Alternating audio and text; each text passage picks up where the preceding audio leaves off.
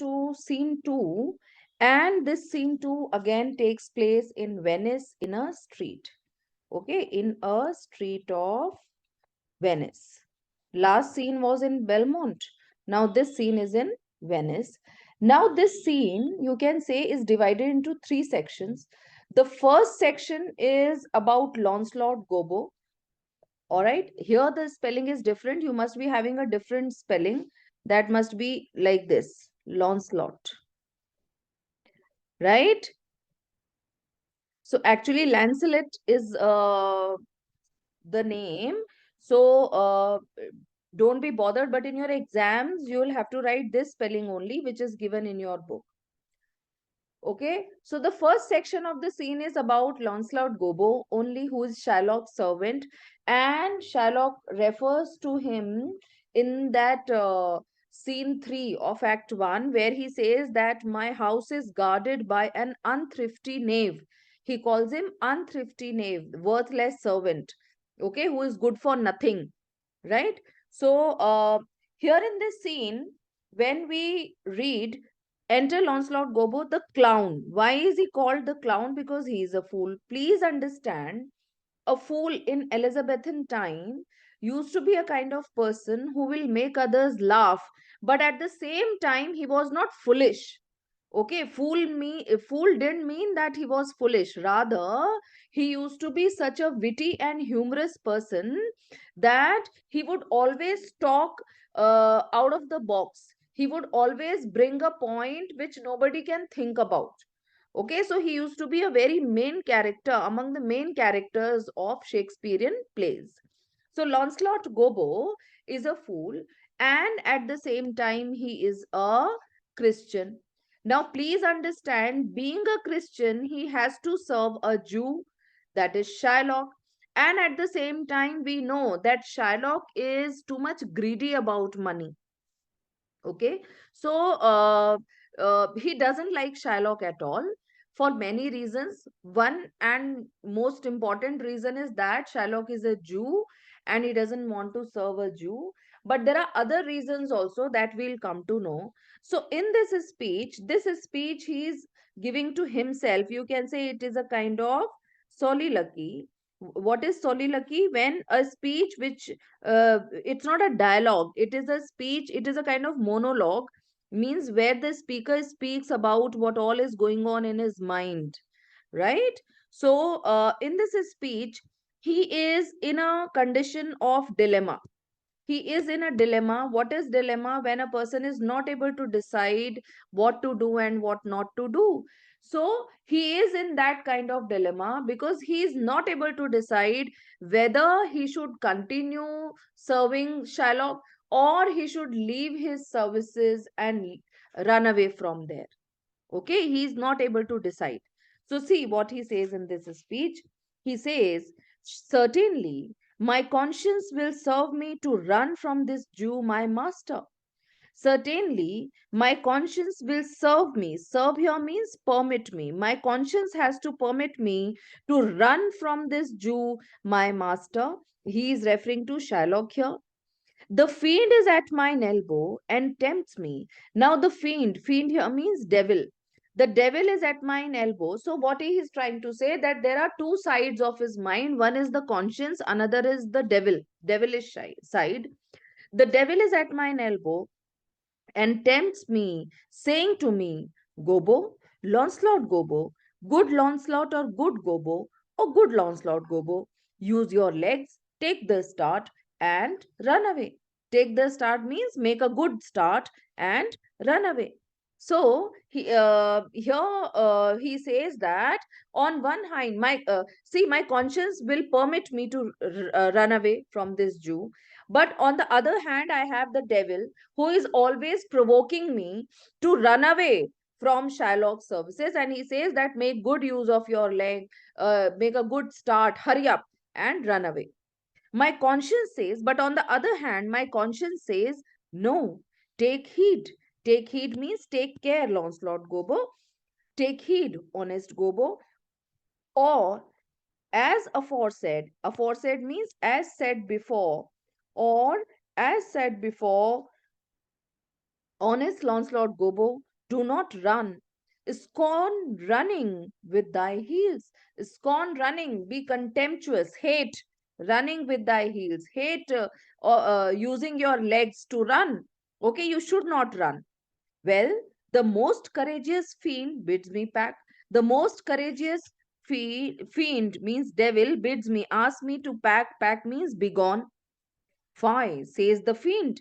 The fiend says, fie, that it's shameful. Why don't you use your legs and run away from there? Away, says the fiend. For the heavens, rouse up a brave mind. It for the heavens, at least for heaven's sake, rouse up a brave mind. Be courageous, says the fiend. The fiend says that, and run. Be courageous and run. Well, my conscience, hanging about the neck of my heart, hanging about the neck of my heart means clinging to my heart. Okay, clinging to my heart.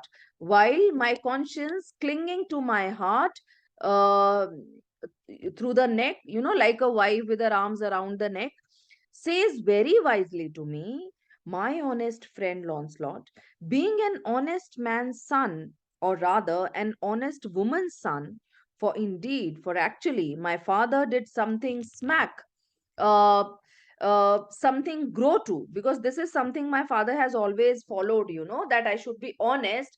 He had a kind of taste. These lines are not in your syllabus, I believe. uh, well, my conscience says, Launcelot, budge not. Budge not means move not. Don't move anywhere. Budge, says the fiend. On the other hand, fiend says, budge, move. Budge not, says my conscience. So, till here, he is talking about the kind of confusion that he has. On one hand, he has his conscience, which asks him not to move, not to run away. But on the other hand, he has this devil who is always provoking him to run away. Conscience say I. Then what I say means what Launcelot decides, and what does he think about it? That is what he is telling here. Conscience, say I, you counsel well, you advise well, you advise me well. Fiend, yes, Ritisha. Ma'am, what is find? Conscious, you counsel well, you advise me well. Fiend, say I, you counsel well. Even I say to the fiend also that you also advise well. To be ruled by my conscience, I should stay with the Jew, my master. If I am ruled by my conscience, means if I listen to my conscience, I should stay with the Jew, my master. Then I will have to stay with the Jew, my master, who, God bless the remark, is a kind of devil, who in a way is a kind of devil. And to run away from the Jew, I should be ruled by the fiend. And if I run away from the Jew, in that way also, I will be ruled by the fiend, means I will be dominated by the fiend. Fiend is the devil, who, saving your reverence, is the devil himself. So, what is he trying to say? He says that I tell the devil as well as the conscience that you both advise very well. But if I listen to my conscience, then I will have to live with my master, who is a kind of devil. And if I do not listen to him, then I will be dominated by devil. So in both the conditions, I will have to live by devil only. Certainly, the Jew is the very devil incarnation. Incarnation means human form. The Jew is the very devil incarnation. He is very much devilish in human form. He is a devil in human form. And in my conscience, and as far as my conscience is concerned, my conscience is but a kind of hard conscience. My conscience is a kind of strict conscience. Why? Because it is asking me to live with Shylock, to offer to counsel, to offer to advise me to stay with the Jew, because it is advising me to stay with the Jew. So, in this way, my conscience is a very strict kind of conscience. The fiend gives the more friendly counsel. Now, the fiend gives the more friendly counsel. I will run, fiend. My heels are at your commandment. Commandment here you can say services, at your service. My heels are at your service. I will run. So, what is the decision that he takes? that he will run. He will run away from there and he will not serve Shylock anymore.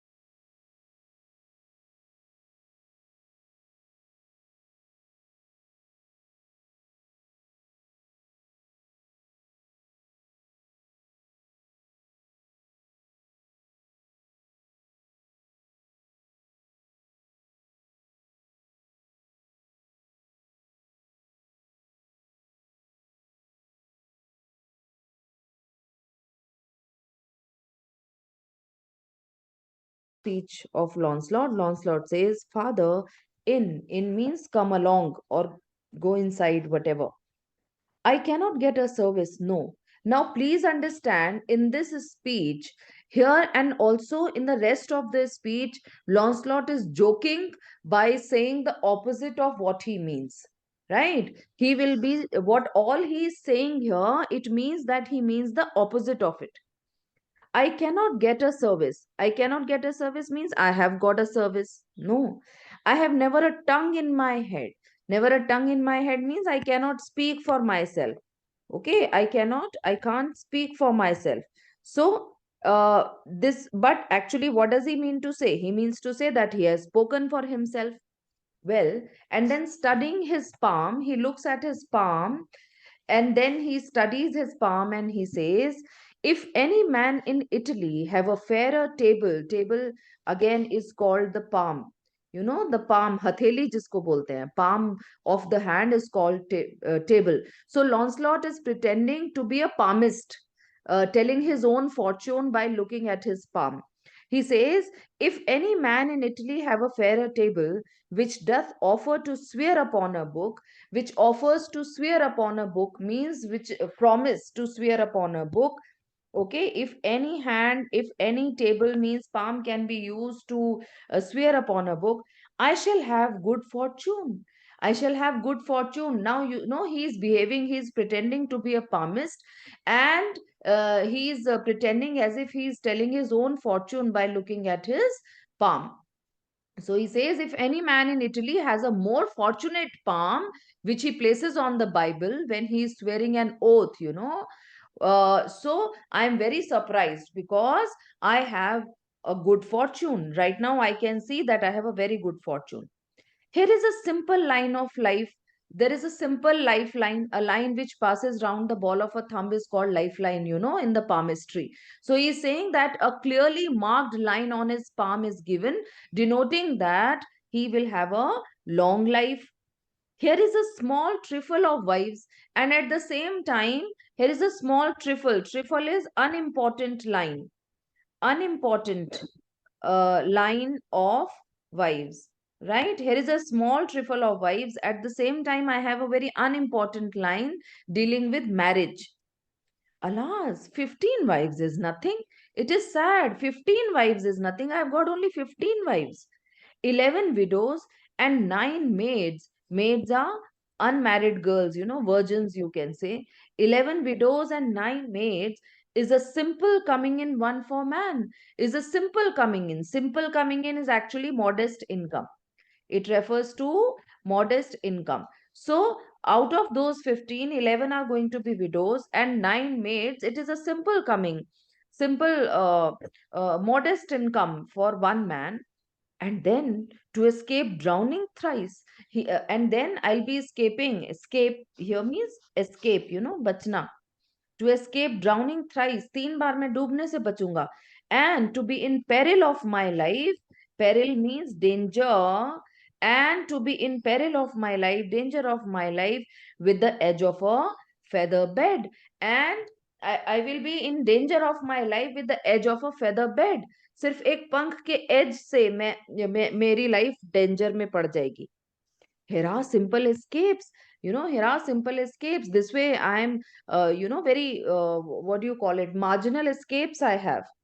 Well, if fortune be a woman, she is a good wench for this gear.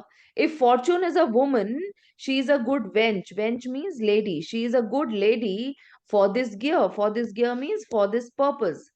Okay, so if fortune is a woman, then she is a good lady for this purpose, for this purpose of business or fortune telling.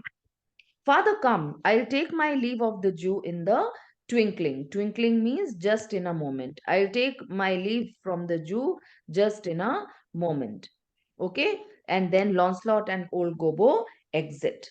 Then Bassanio says, now you see, they leave from there. So Bassanio says, I pray thee, good Leonardo. Now Bassanio is talking to Leonardo, who is another attendant or servant, whatever you want to say. Think on this, handing him a paper. So he gives him a paper and he asks him to think on that. These things be bought, being bought and orderly bestowed. So these things when you have bought these things and orderly bestowed means orderly packed them properly. So maybe he's preparing for Belmont, and that paper is actually a list of some things that he has asked him to purchase, and then uh, pack them properly. Return in haste, return in hurry, hurry up, for because I do feast tonight with my esteemed acquaintance. Esteemed acquaintance means honored friends. Okay, honored friends. And please hurry up, because I do feast tonight with my honored friends. Hi thee, go. Hi thee means hurry up, go. Okay, so he gives another work to Leonardo, giving him a list of things to be purchased and packed uh, for him to take Belmont. Then Leonardo says, my best endeavors shall be done herein. My best endeavors, my best efforts will be done for that. Okay, endeavors means efforts. Then enter Gratiano. At that time, only Gratiano comes over there. If you remember, Bassanio only asked someone to call Gratiano. So he comes, he says to Leonardo, where's your master? Leonardo says, yonder, sir. Yonder means there. There, sir, he walks. He is walking there. Then Leonardo exits from there. Then Gratiano, Signor Bassanio, Gratiano, I have a suit to you. Suit means request. I have a request to you. Bassanio says, you have obtained it. Your request is granted. Means it has already been granted to you. Why? Because they are very good friends. So before even asking for something, Bassanio is ready to give him. Gratiano says, you must not deny me. I must go with you to Belmont. Please don't deny me. I want to go with you to Belmont. For that, Bassanio says, why? Then you must. Of course, you can come. You must. If you want to go with me, you must. But hear thee, Gratiano. Gratiano, but listen to me. Thou art too wild, too rude, and bold of voice. You are very wild. Wild, means you can say that very outspoken type of. Too rude, sometimes very harsh, and bold of voice. Bold of voice means loud. Okay. Parts here means qualities that become the happily enough. Become the means suit you. These are the qualities that suit you happily enough. Okay, but and in such eyes as ours appear not faults. By nature you have certain qualities that you are very wild, rude, and sometimes very loud, and these are the qualities which suit you, and in our eyes they do not appear as faults, okay, as mistakes or as shortcomings. Why? Because we are your friends. We never see you with such eyes. But where thou art not known, but at the places or for the people who do not know you, why, there they show something too liberal. But the people who don't know you, they take these qualities of you like being something too liberal, speaking too freely. Pray thee, I request you, take pain to allay with some cold drops of modesty thy skipping spirit. So that's why I pray thee, I request you, take pain. Take pain means make some efforts to allay. Allay means moderate, subside, to allay with some cold drops of modesty means to tone down with some drop of decency. Okay, drop of decency. Modesty here means decency. Thy skipping spirit. Skipping spirit here, you can say unruly disposition. Your unruly disposition means the kind of nature that you have, in which you are not ruled by anybody. You must try to moderate your unruly disposition with a tone of decency, lest otherwise, through thy wild behavior, I be misconstrued. Misconstrued means misunderstood. Okay, misunderstood. Otherwise, through your wild behavior, I'll be misunderstood in the place I go to and lose my hopes. And there is a possibility that I may lose my hopes. So what he is trying to say, Greciano is very loud and outspoken kind of person who speaks whatever he wants, in a bold voice. So Bassanio is trying to tell him that these are the qualities which do not appear as faults to us because we are your friends, we know you. But the places where you are not known, or to the people who do not know you, they seem as faults. And in this way, there is a possibility that I may lose my hopes. Why? Because people will misunderstand me because of your behavior. Therefore he requests Graciano to moderate his skipping spirit, his unruly disposition, by some tone of decency, modesty, right? For that, Graciano says, Sanya Bassanio, hear me, listen to me. If I do not put on a sober habit, you can say serious manner. If I do not put on a serious manner, talk with respect, and swear but now and then, wear prayer books in my pocket, look demurely means grave, serious, look grave, serious. Nay more, while graces sing, hood mine eyes thus with my hat and sigh and say amen, use all the observance of civility. All observance of civility means outward forms of good manners. Civility here means good manners. All right. Like one well studied in a sad ostent, like one person who has studied well in a sad ostent means serious appearance of solemnity, to please his grandam, to please his grandmother, never trust me more. So he says that if I do not change myself, in what way does he promise to change himself?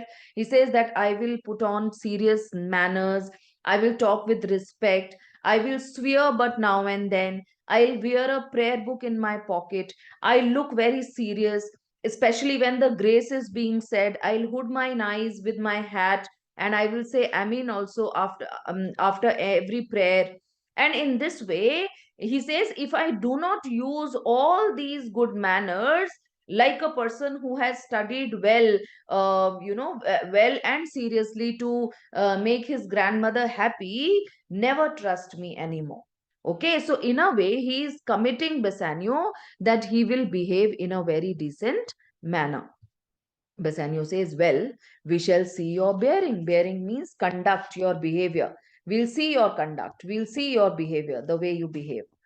Then Rashanu says, Nai, no, but I bar tonight. But only for today, I bar. Bar means make an exception. I make an exception tonight. Leave me for tonight only.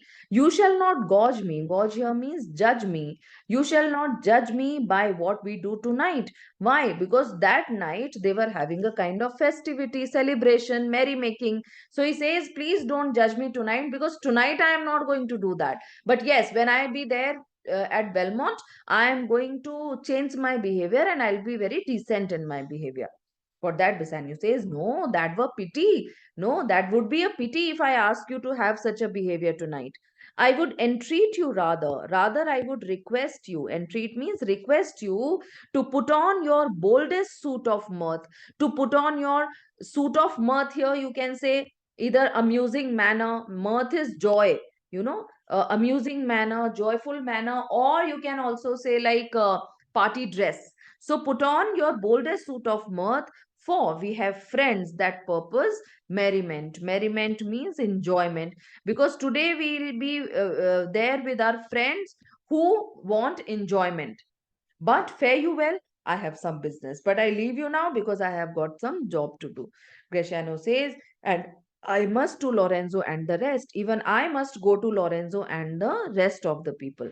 But we will visit you at supper time. Supper time means dinner time. Okay. And then both of them exit from there.